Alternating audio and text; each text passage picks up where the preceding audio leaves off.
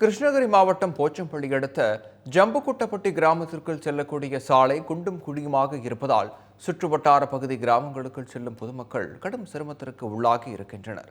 இதுகுறித்து நமது செய்தியாளர் கணேஷ் வழங்கிய கூடுதல் தகவல்களை பார்க்கலாம்.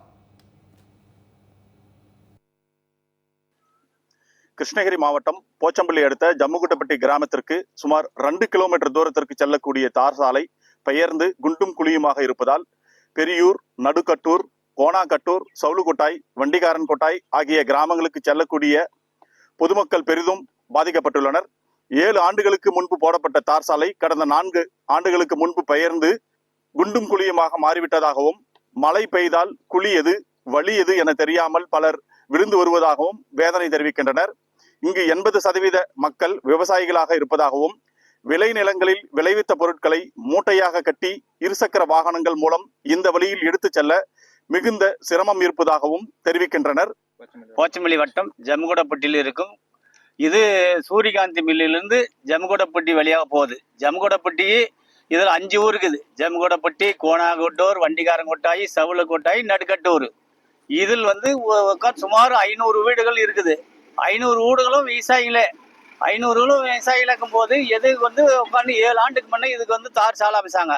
7 ஆண்டுக்கு முன்னே இப்போ 4 ஆண்டுக்கு முன்னே மழை பெஞ்சதுனால குண்டும் குழியுமே ஆகி போச்சு. இதனால உட்காந்து ரோடு மழை பெஞ்சா ரோடு எது வழி எதுன்னு தெரிய மாட்டேங்குது. பொதுமக்கள் நிறைய சேதாராகி அங்கங்க விழுறாங்க. இதனால அப்போ இப்போ 10 வருஷத்துக்கு முன்னே B1 32 வந்துச்சு. போச்சம்பள்ளியிலிருந்து தருமபுரி விட்டு 1, கிருஷ்ணகிரி விட்டு 1. இது 2 பஸ்ஸுமே நிப்பாட்டாங்க. இப்போ 3 கிலோமீட்டர் 4 கிலோமீட்டர் போச்சம்பள்ளிக்கு நடப்பாதையில் தான் ஸ்கூல் பசங்க எல்லா ஸ்டூடெண்ட்டுங்கெல்லாம் போய் அங்கே போகிறாங்க ஸ்கூலுக்கு. 90% இங்கேருந்து போகிறாங்க. 200 பிள்ளைங்களுக்கு மேலே போகிறாங்க. சுமார் 500 வீடுகளுக்கு இது ஜம்முகுட்டப்பட்டியில்.